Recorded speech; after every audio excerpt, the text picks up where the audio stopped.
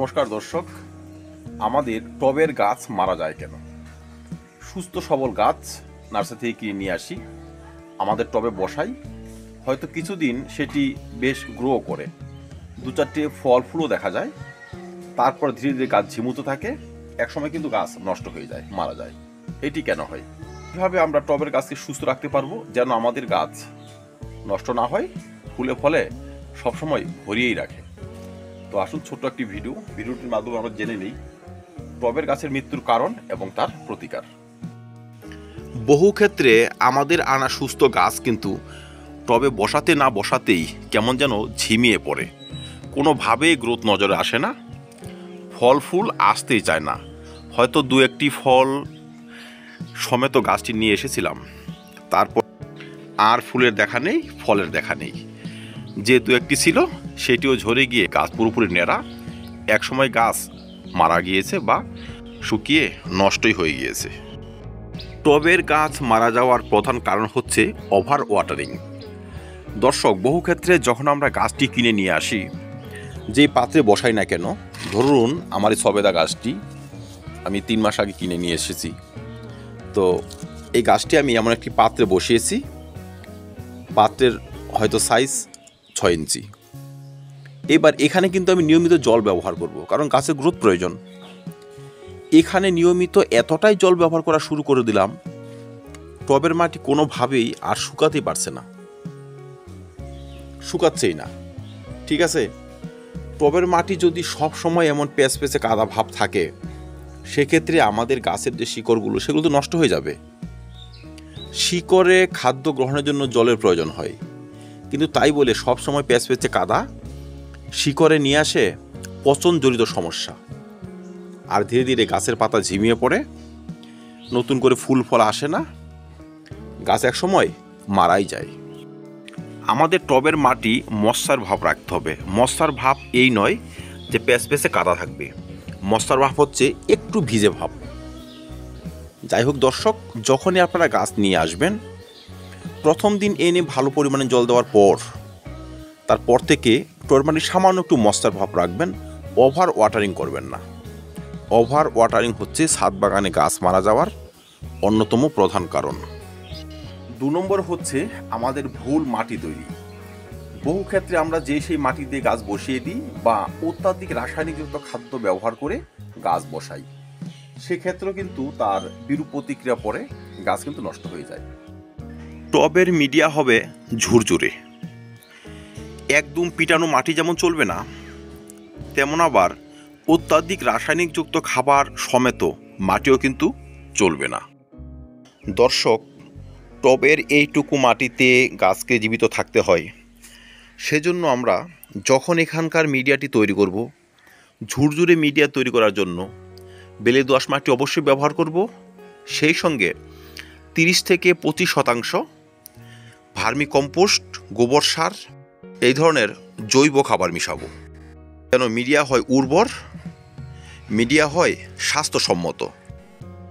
তারপর খাবারগুলো মিশিয়ে সঙ্গে সঙ্গে আমরা যদি গাছ বসিয়ে দিই, সেক্ষেত্রেও তার বিরূপ প্রতিক্রিয়া পড়তে পারে।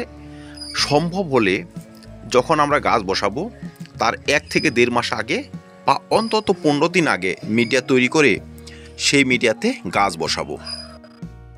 হয়তো আমি এই টবের জন্য এই মাটিটি প্রস্তুত করেছি, এখন যদি এখানে শিং চাচা, হাড় গরু, গোবর সার, সর্ষের খোল, পাতা পচা সার, এই খাবারগুলো এখনই এই মাটির সঙ্গে মিশিয়ে সঙ্গে সঙ্গে একটি ছোট গাছ এনে বসিয়ে দিই, সেই সমস্ত খাদ্য উপাদান থেকে যে এক ধরনের একটা গ্যাস ভাব তৈরি হবে, সেই গ্যাস ভাবটা কিন্তু এই সমস্ত গাছ সহ্য নাও করতে পারে, কারণ খুব ছোট একটি গাছ, হয়তো গাছের বয়স 3 মাস 2 মাস এরকম অবস্থায়। তো দর্শক, এই সমস্ত কারণে কিন্তু আমাদের টবের গাছ অনেক নষ্ট হয়ে যায়। তাই এইভাবে নয়, আমরা খাদ্য এবং মাটি ভালো করে একত্রে মিশিয়ে 15 থেকে 1 মাস কোথাও ফেলে রাখবো, খাদ্য উপাদান মাটির সঙ্গে ভালোভাবে মিশে যাবে, তারপর গাছটি এনে বসাবো। এতে খাদ্য ব্যবহারের পর মাটি যে কিছুটা গরম হয়ে যাওয়া বা গ্যাস তৈরি হওয়া, সেই ধরনের সমস্যা আসবে না, গাছ আমাদের নষ্টও হবে না। 2 নম্বর হচ্ছে অত্যাধিক রাসায়নিকযুক্ত খাবার ব্যবহার। দর্শক, টবের ওইটুকু মাটিতে আমরা গাছটি বসাবো, সেখানে হয়তো আমরা মুঠি মুঠি রাসায়নিক খাবার ব্যবহার করে দিয়েছি। রাসায়নিক খাবার যখন ছোট ছোট শিকড়ের স্পর্শে আসবে তখন কিন্তু শিকড়টা নষ্ট হয়ে যাবে। মনে রাখবে, রাসায়নিক খাবার আমরা ব্যবহার করতে পারবো, তার পরিমাণটা হবে খুবই সীমিত।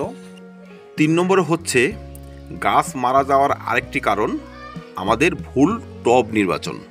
যখন আমরা ছোট একটি গাছ কিনে নিয়ে আসি, হয়তো সেই গাছের অত্যাধিক যত্নের জন্য আমরা বড় একটি টবের মধ্যে এনে বসিয়ে দিই, কারণ গাছ অনেক পরিমাণে মাটি পাবে, অনেক পরিমাণে খাবার সেখানে দেওয়া যাবে, গাছের ভালোভাবে বৃদ্ধি বিকাশ হবে, অনেক পরিমাণে ফুল ফল নিয়ে আসবে, স্বাভাবিক লজিক এটি। কিন্তু দর্শক, একটি 3 ইঞ্চি বা 4 ইঞ্চি রুট বল সমেত আনা গাছটি যদি আমরা 10 থেকে 20 ইঞ্চি টবের মধ্যে বসিয়ে দিই, তার মধ্যে কিন্তু বিরূপ প্রতিক্রিয়া দেখা যায়। যখন আমরা অত্যাধিক মাটিতে অত্যাধিক খাবার দিয়ে অত্যাধিক জল ধরতে পারবে এমন একটি টবে ছোট একটি গাছ এনে বসিয়ে দিই, সেই খাদ্যের ভার, জলের ভার গাছ কিন্তু সহ্য করতে পারে না, তার শিকড় নষ্ট হয়ে যায়, শিকড় পচে যায়, ব্যবহৃত খাদ্যের বেশিরভাগই কিন্তু মাটিতে পড়ে থাকে, সেগুলো পচে সৃষ্টি করে বিষক্রিয়ার, গাছ কিন্তু নষ্ট হয়ে যায়। তাই যখন আমরা ছোট গাছ রাখবো, একটি ছোট টবে রাখবো, 4 ইঞ্চি রুট বল সমেত গাছ এনে 6 থেকে 8 ইঞ্চি টবে রাখবো। আর একটি পূর্ণাঙ্গ গাছই কিন্তু 20 থেকে 25 ইঞ্চি বা হাফ ড্রামে বসানো যায়। আমার এই সবেদা চারাটি দেখুন, 3 মাস আগে আমি এনেছি, হয়তো নার্সারিতে আরও 3 মাস ছিল, 6 মাসের চারা ধরুন। তো এই 6 মাসের চারাটি একটি 6 ইঞ্চি টবে বসানো। গাছের গ্রোথ কিন্তু খুব ভালো, এই দেখুন, সুস্থ সতেজ পাতা, নতুন করে শাখা প্রশাখা গজাচ্ছে। যখন এনেছি একটা স্টিক ছিল, তারপর বেশ ঝোপালো হয়ে যাচ্ছে। তো এখানে যে আমি জল ব্যবহার করব, খাদ্য ব্যবহার করব, 6 ইঞ্চি টবের আয়তন হিসাবে কিন্তু ব্যবহার করব, এক্সেস কিন্তু ব্যবহার করব না। আর এখানে ব্যবহৃত খাদ্যের বেশিরভাগটি কিন্তু গাছ গ্রহণ করবে, এতে কিন্তু গাছের কোনো সমস্যা সৃষ্টি হবে না। কিন্তু এই গাছটি যদি আমি বিশাল একটি ক্যারেটে এনে বসিয়ে দিতাম, তবে কিন্তু সেই ক্যারেটে ব্যবহৃত খাদ্য এবং জল এই গাছ কিন্তু পুরোপুরি শোষণ করতে পারতই না, সব সময় টব ভিজা ভেজা থাকতো, এক্ষেত্রে গাছটি নষ্টই হয়ে যেত। বড় গাছ থাকবে বড় টবে, একটি ক্যারেটে এমন 4 বছরের গাছ কিন্তু রাখা যায়। দেখুন কত বড় গাছ, কত ফুল ফলে পরিপূর্ণ। তো যাই হোক দর্শক, আমাদের গাছের টব নির্বাচন করতে হবে বুঝে শুনে, চিন্তা ভাবনা করে। টবের গাছ মারা যাওয়ার আরেকটি বড় কারণ হচ্ছে সময় মতো গাছকে রিপোর্টিং না করা।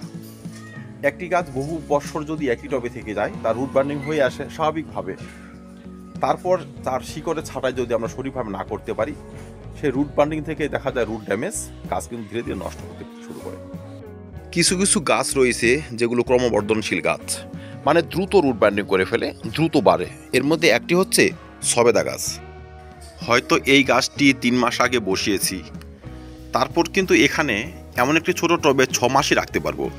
6 মাসের মধ্যে গাছটি বেশ গ্রোথের সঙ্গে বাড়বে, শাখা প্রশাখা মেলবে, এবং সে সঙ্গে কিন্তু শিকড়ও খুব ভালোভাবে সারভাইভ করবে। এবার 6 মাস পর যখন ও টবটি মোটামুটি শিকড়ে কভার করে ফেলবে, তারপর থেকে কিন্তু আর বাড়বে না, ধীরে ধীরে পাতা হলুদ হতে শুরু করবে, শাখা প্রশাখা কিছুটা নষ্ট হতে শুরু করবে বা শুকাতে শুরু করবে। গাছে চলে আসবে ডাইব্যাক্টের মতো সমস্যা, ডাল শুকনা রোগ, পাতা ঝরা রোগ, ফুল ফল না আসা রোগ। এই ধরনের সমস্যা কিন্তু দেখা দেবে তার ওই শিকড়ের সমস্যার জন্য। তাই সঠিক সময়ে আমাদের কিন্তু গাছটি রিপোর্ট করতে হবে। 6 মাসের মধ্যে একটি ছোট গাছ আপনি পুরনো টব থেকে নতুন একটি টবে বসাতে পারেন। 8 ইঞ্চি ছিল, আপনি 10 ইঞ্চিতে বসাবেন, 6 ইঞ্চিতে হলে 8 ইঞ্চিতে বসাবেন। এতে শিকড় বাড়ার জন্য জায়গাটুকু পেয়ে যাবে, গাছ কিন্তু তার গ্রোথকে কন্টিনিউ করে যাবে। আমরা বিভিন্ন ভিডিওতে বিভিন্ন সময় কমেন্ট করে থাকি, দাদা আগে গাছে ফুল ফল হচ্ছিল, এখন আর হয় না। একই সঙ্গে দুটো গাছ বসিয়েছি, একটি গাছের গ্রোথ ভালো, একটি গাছের গ্রোথ নজরে আসে না। সে সমস্ত হয় শিকড়ের সমস্যা হলে। তো দর্শক, সেই ধরনের সমস্যা থেকে গাছকে রক্ষা করার জন্য সময় মতো গাছকে রিপোর্টিং করতে হবে, পচে যাওয়া শিকড় ছাঁটাই করতে হবে, শিকড়ের বৃদ্ধির জন্য গাছকে প্রয়োজনীয় টব দিতে হবে। 5 নম্বর বা সর্বশেষ হচ্ছে গাছের ভুল পরিচর্যা। দর্শক, সব সময় যে আমাদের করা পরিচর্যা সঠিক হয় তা কিন্তু নয়। বহু ক্ষেত্রে কিন্তু আমরা ভুল পরিচর্যা করার মাধ্যমেও গাছকে নষ্ট করে ফেলি। ভুল পরিচর্যার একটি হচ্ছে অসময়ে গাছ ছাঁটাই, অসময়ে গাছ রিপোর্টিং, ভুল পদ্ধতিতে ছাঁটাই, ছোট গাছে ফল নেওয়া, অসময়ে খাবার দাবার ব্যবহার। দর্শক, সব সময় কিন্তু গাছ খাবার গ্রহণ করে না। হয়তো লেবু গাছে আমি ডিসেম্বর মাসে প্রচুর পরিমাণে খাদ্যের ব্যবহার করে দিলাম। ডিসেম্বর মাস থাকে গাছ ডরমেন্সিতে বা ঘুমন্ত অবস্থায় বলা যায়, তখন কিন্তু খাদ্য গ্রহণ করবে না। আর তখন যদি বেশি পরিমাণে খাবার ব্যবহার করে দিই, সেই খাদ্য পচে মাটিতে বিষাক্ত করে তুলবে এবং গাছ কিন্তু নষ্ট হয়ে যাবে। কখন কোন গাছের গ্রোথের প্রয়োজন, গ্রোথ হবে, সেই সময় কিন্তু সেই গাছের সঠিক পরিমাণে খাদ্যের ব্যবহার করতে হবে। যখন গাছে নতুন করে শাখা প্রশাখা গজাবে, সেই সময়টি যদি আপনি খাদ্য ব্যবহার করেন, গাছ কিন্তু সঠিকভাবে বাড়বে, গাছ কিন্তু নষ্ট হবে না। 2 নম্বর হচ্ছে ব্যাঠিক সময়ে গাছকে রিপোর্টিং করা। এবার সেই ডরমেন্সির সময় যদি আমি গাছটি আবার রিপোর্ট করে দিই, সেক্ষেত্রে নতুন করে কিন্তু ও শাখা প্রশাখা আর গজাতে পারবে না। রিপোর্ট করার 1 মাসের মধ্যে বা 1.5 মাসের মধ্যে গাছ কিন্তু নতুন করে আবার শাখা প্রশাখা গজায়। ঘুমন্ত অবস্থায় যদি আমরা শিকড় ছাঁটি বা গাছ উপরে ছাঁটাই করি, সেক্ষেত্রে তার বিরূপ প্রতিক্রিয়া পড়বেই। শিকড়ের বৃদ্ধি হবে না, শিকড় নষ্ট হতে শুরু করবে এবং নতুন করে শাখা প্রশাখা গজাতে পারবে না বলে গাছে কিন্তু ডাইব্যাকটের মতো সমস্যা চলে আসবে। গাছ আর বাড়বে না, ধীরে ধীরে গাছ শুকাতে শুরু করবে, একসময় গাছটি নষ্টই হয়ে যাবে। যখন আমরা নার্সারি থেকে গাছ কিনে নিয়ে আসি, সেই গাছে 1টি বা 2টো ফুল এবং ফল থাকে। বহু ক্ষেত্রে আমরা সেই সমস্ত ফুল ফল রেখে দিই। এতে কি হয়, তার যে প্রভাব পড়ে আমাদের গাছে, একসময় গাছ কিন্তু নষ্ট হতে শুরু করে। দর্শক, আমাদের বুঝতে হবে কোন গাছ কতটুকু বয়স হলে ফল দেওয়ার উপযোগী হয়। একটি লেবু গাছ অন্ততপক্ষে 6 মাসের নিচে লেবু যেমন দেয় না, ঠিক পেয়ারা গাছও 1 বছরের নিচে পেয়ারা দিতে পারে না। গাছ নষ্ট হয়ে যেতে পারে, তার গ্রোথ সম্পূর্ণ স্টপ হয়ে যেতে পারে এবং কি গাছ মারাও যেতে পারে। দর্শক, যে সমস্ত পয়েন্টগুলো আলোচনা করলাম, সেই সমস্ত পয়েন্ট ব্যতীতও কিন্তু কিছু কারণ রয়েছে গাছ নষ্ট হয়ে যাওয়ার।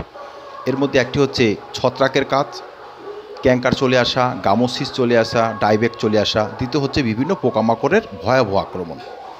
তো সেই সমস্ত পয়েন্টগুলোকে দেখে তার সঠিক চিকিৎসা করে আমাদের গাছকে সুস্থ এবং সতেজ রাখতে হবে।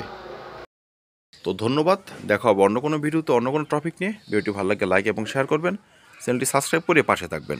ভিডিও দেখার জন্য অসংখ্য ধন্যবাদ।